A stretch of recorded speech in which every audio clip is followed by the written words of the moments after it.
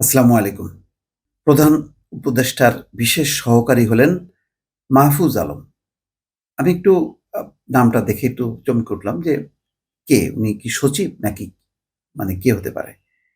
তারপর ঘাটাঘাটি সমকালে দেখলাম যে তিনি বৈষম্য বিরোধী ছাত্র আন্দোলনের সমন্বয়ক। মাহফুজ আব্দুল্লাহ বা মোহাম্মদ মাহফুজ আলম।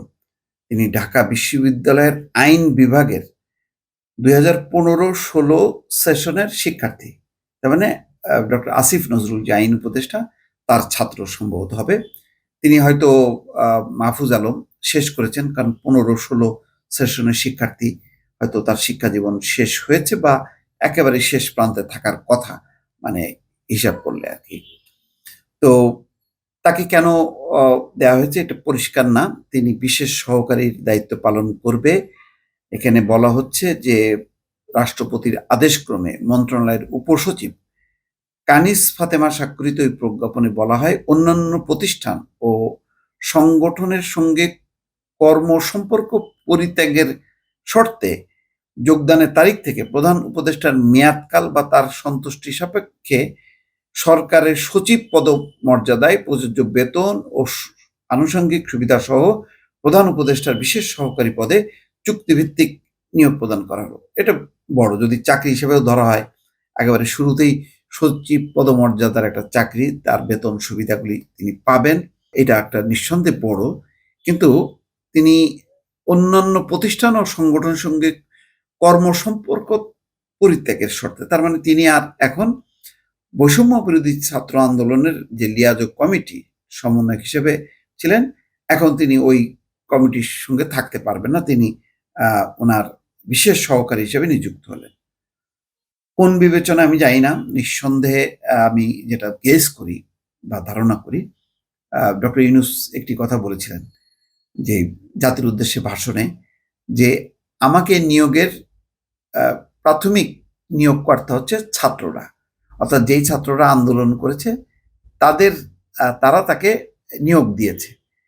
তো এবং তিনি বলেছেন যে তারুণ্যদের যেই আ উদ্দেশ্য লক্ষ্য সেটা পূরণ করতে তিনি খুব দৃঢ়ভাবে প্রতিজ্ঞ। এবং বারবার তিনি ইঙ্গিত করেছেন যে তাকে এই পদে আনা, এই দায়িত্বে আনার পেছনে আ ছাত্রদের অবদান এবং তারাই প্রাথমিক নিয়োগকর্তা যেহেতু তাদের আ দ্বারাই গণঅভ্যুত্থান সংগঠিত হয়েছে, যার ফলে শেখ হাসিনা সরকারের পতন হয়েছে। এতে বোঝা যায় যে ডক্টর ইউনূসের একটা নির্ভরতা আছে এই বৈষম্য বিরোধী ছাত্র আন্দোলনের নেতাদের উপর।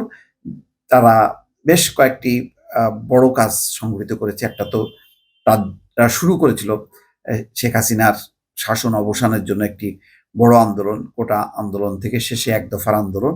সেই আন্দোলনে গদিচ্যুত হয় শেখ হাসিনা। তারপরও সাম্প্রতিক সময়ে দেখেছেন যে আনসার বিদ্রোহটাকে তারা যেভাবে ফেস করেছে সেখানে হাসনাত আব্দুল্লাহ এখনো সিএমএইচে চিকিৎসাধীন আছে। প্রায় ৩০-৪০ জন তারা আহত হয়েছে কিন্তু তাদের যেই সম্মিলিত প্রতিরোধের মুখে আনসাররা কিন্তু পালিয়ে গেছে এবং তার পরপরই সরকারের পক্ষ থেকে ডিএমপি একটি আদেশ জারি করে যে সচিবালয় তার আশেপাশে বা যমুনা তার আশেপাশে কোনো বিক্ষোভ সমাবেশ আর চলবে না। নিষেধাজ্ঞা জারি করেছে। তো সব মিলিয়ে বোঝা যায় যে এই ছাত্রদের উপর তার যে নির্ভরতা অনেক বেশি। ওই প্রধান উপদেষ্টার দপ্তরের কিন্তু একজন উপদেষ্টা আছেন। তিনি হচ্ছেন আলী ইমাম মজুমদার। ১ম এ তাকে বিশেষ সহকারী, পরবর্তীতে তাকে উপদেষ্টা পদমর্যাদা দিয়ে তাকে ওই উপদেষ্টা কার্যালয়ের অর্থাৎ প্রধান আ উপদেষ্টার কার্যালয়ের তিনি একজন উপদেষ্টা হিসেবে দায়িত্ব পালন করবেন। তার মানে ওই কার্যালয়েরও একটা স্পেশালি ডক্টর ইউনূসের পক্ষ থেকে সব কাজগুলো সম্পাদন করার জন্য আরেকজন উপদেষ্টা, তার আর কোনো মন্ত্রণালয় নেই। শুধুমাত্র তিনি ওই আ প্রধান উপদেষ্টার দপ্তরের উপদেষ্টা। এখন আসছেন যে একজন বিশেষ সহকারী নিযুক্ত হলো। তার মানে আ ডক্টর ইউনূসের দপ্তরেই একজন প্রবীণতম ব্যক্তি, তার বয়স নিঃসন্দেহে ৮০ বছরের উপরে প্লাস হবে, আলিমা মজুমদার। আর একজন নবীন, তার বয়স কত হতে পারে? সর্বোচ্চ ৩০, ২৮, ৩০ এরকমই হবে।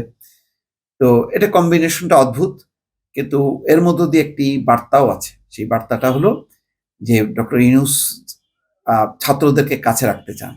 অর্থাৎ এই যে মাহফুজ আলম যাকে বিশেষ সহকারী নিয়োগ করা হলো, সেই মাহফুজ আলম তার একদম দপ্তরে থেকে ছাত্রদের যেই আন্দোলন, ছাত্রদের দাবি দেওয়া, ছাত্রদের চেতনা, ছাত্রদের নানান রকম বিষয়গুলো নিশ্চয়ই মাহফুজ আলম কাছ থেকে ডক্টর ইউনূসকে সহযোগিতা করবেন, এবং এই নিয়োগের মধ্য দিয়েও কিন্তু একটা বার্তা দিল যে ডক্টর ইউনূস আজকে যে প্রধান উপদেষ্টার দায়িত্ব পালন করছেন, তার উপদেষ্টারা সহ তার মূল নির্ভর করার জায়গা হচ্ছে ছাত্ররা।